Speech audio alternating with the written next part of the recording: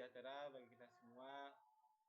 Terima kasih kepada Ibu Siti Abidatul Hodijah yang telah memberikan kesempatannya kepada kelompok kami untuk mempresentasikan mengenai materi laporan arus kas metode langsung dan tidak langsung.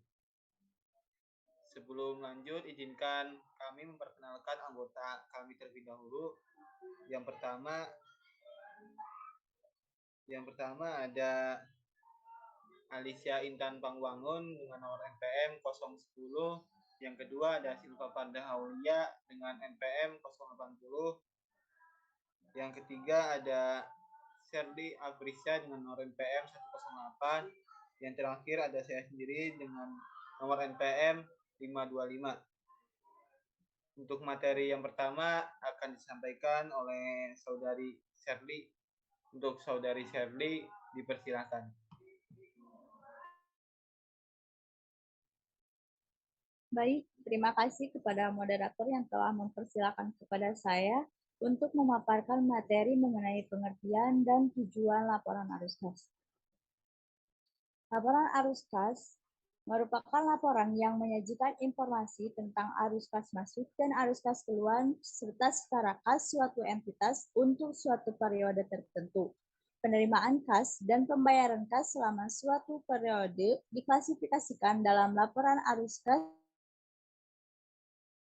menjadi 3, yaitu aktivitas operasi yang meliputi pengaruh kas dari transaksi yang digunakan untuk menentukan laba bersih. Yang kedua yaitu aktivitas investasi yang meliputi pemberian dan penagihan pinjaman, serta perolehan dan pelepasan investasi, baik utang maupun ekuitas, serta properti, pabrik, dan peralatan. Yang terakhir yaitu aktivitas pembiayaan yang melibatkan pos-pos kewajiban dan ekuitas pemilik. Aktivitas ini meliputi perolehan sumber daya dari pemilik dan komposisinya kepada mereka dengan pengembalian atas dan dari investasinya dan peminjaman uang dari kreditor serta pelunasannya. Melalui laporan arus kas, pengguna laporan keuangan dapat mengetahui bagaimana entitas menghasilkan dan menggunakan kas dan setara kas. Selanjutnya yaitu mengenai tujuan laporan arus kas.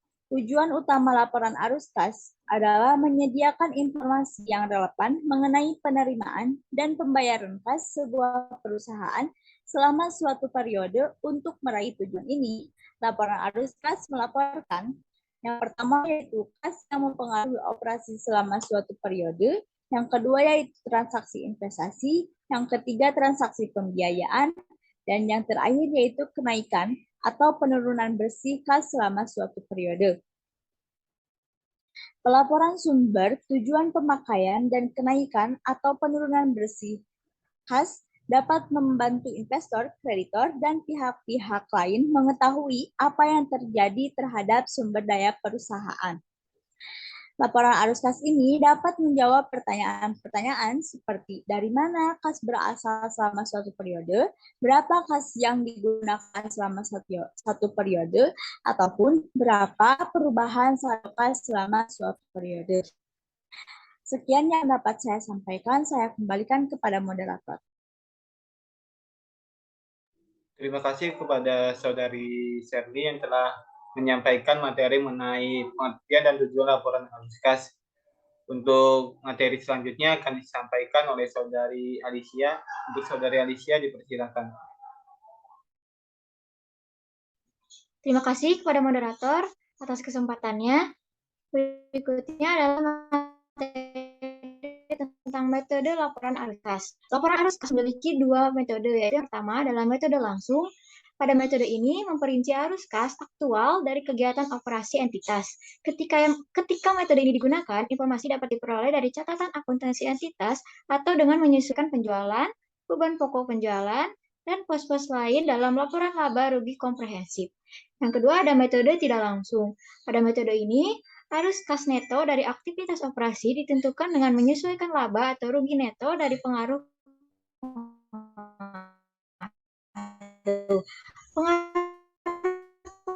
tersebut adalah yang pertama persediaan dan utang jalan. Yang kedua ada pos non kas seperti penyusutan, pajak tangguhan, keuntungan dan kerugian mata uang asing yang belum direalisasi, serta laba entitas asosiasi yang belum didistribusikan. Dan yang terakhir ada pos lain yang berkaitan dengan aktivitas investasi pendanaan, misalnya laba dari penjualan aset tetap. Berikutnya ada komponen yang terdapat pada metode langsung. Yang pertama ada penerimaan kas dari pelanggan, berikutnya ada pembayaran atau pembelian kepada pemasok, yang ketiga ada pembayaran pada karyawan atau gaji karyawan. Yang keempat, pembayaran bunga dan pajak. Yang kelima, pembayaran kas dari pembelian aset tetap. Yang keenam, penerimaan kas dari penerbitan saham dan lain-lain. Berikutnya ada komponen yang terdapat pada metode tidak langsung. Yang pertama ada beban depresiasi dan amortisasi. Kedua ada untung atau rugi atas pelepasan. Yang ketiga aset tetap. Yang keempat piutang usaha. Yang kelima beban dibayar di muka. Yang keenam persediaan. Yang ketujuh utang usaha. Yang kedelapan utang pajak, penghasilan, dan lain-lain. Berikutnya ada perbedaan metode langsung dan metode tidak langsung. Terdapat dua perbedaan. Yang pertama ada penyajian pada pembagian aktivitas. Pada metode langsung, semua aktivitas hanya menyajikan hasil totalnya saja, sedangkan pada metode tidak langsung, setiap aktivitas disajikan secara terperinci. Yang perbedaan yang kedua ada cara penyusunannya. Pada metode langsung dilakukan berdasarkan pada buku kas atau bank, sedangkan pada metode tidak langsung dilakukan berdasarkan laporan laba rugi dan neraca. Sekian dari saya, terima kasih. Saya kembalikan lagi kepada moderator. Terima kasih kepada Saudari Alicia yang telah menyampaikan materinya mengenai metode, komponen, dan perbedaan laporan arus kas metode langsung dan tidak langsung. Untuk materi selanjutnya akan disampaikan oleh Saudari Silva. Untuk Saudari Silva, dipersilakan. Baik, terima kasih atas waktunya. Untuk selanjutnya adalah kelebihan kekurangan metode langsung.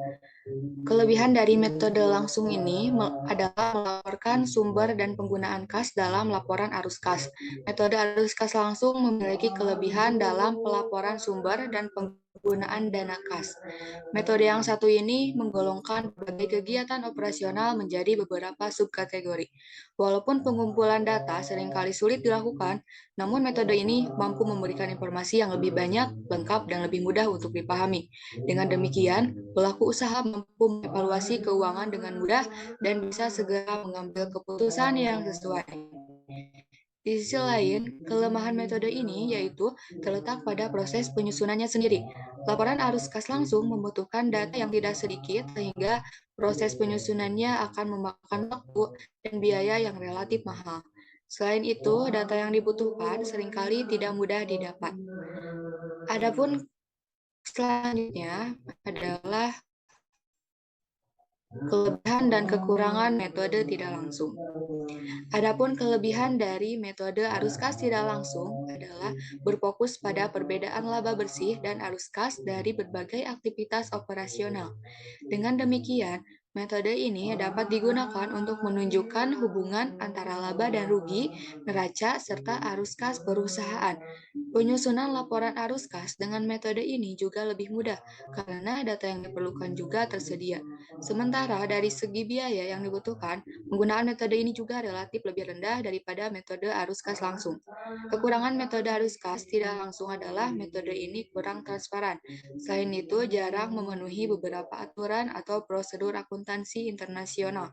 Selain itu, dalam metode ini laba rugi bersih harus disesuaikan penangguhan atau aktual dari penerimaan atau pembayaran kas untuk kegiatan operasional di masa lalu dan masa depan, serta unsur penghasilan atau beban yang berkaitan dengan arus kas investasi atau penerimaan.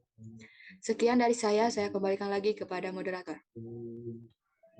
Terima kasih kepada Saudari Silva yang telah menyampaikan materi mengenai kelebihan dan kekurangan laporan arus kas, metode langsung dan tidak langsung. Untuk materi selanjutnya akan disampaikan oleh saya sendiri mengenai contoh metode langsung dan tidak langsung. Mengenai metode langsung yaitu metode yang terdapat aktivitas operasional yang dibedakan akunnya sendiri-sendiri seperti akun beban penyusutan, beban amortisasi, keuangan, keuntungan, dan kerugian, utang, dan sebagainya, sehingga metode ini lebih mudah dimengerti dan dapat memberikan informasi yang lengkap dalam pengambilan keputusan, seperti yang terdapat pada laporan arus kas PT suratkabarlama.com pada tanggal 1 bulan 1 2017 sampai tanggal 31 bulan Desember 2017. Untuk selanjutnya mengenai contoh laporan arus kas metode tidak langsung, yaitu berbeda dengan metode langsung. Metode tidak langsung memusatkan perhatian pada perbedaan antara laba bersih dan arus kas dari aktivitas operasi. Metode tidak langsung menunjukkan hubungan antara laporan keuangan laba rugi, neraca, dan arus kas, seperti yang terdapat pada laporan arus kas PT suratkabarlama.com pada tanggal 1 bulan Januari 2017 sampai 31 Desember 2017. Sekian yang dapat disampaikan oleh kelompok kami. Bila ada salah-salah kata dalam penyampaian, mohon maaf sebesar-besarnya. Wassalamualaikum warahmatullahi wabarakatuh.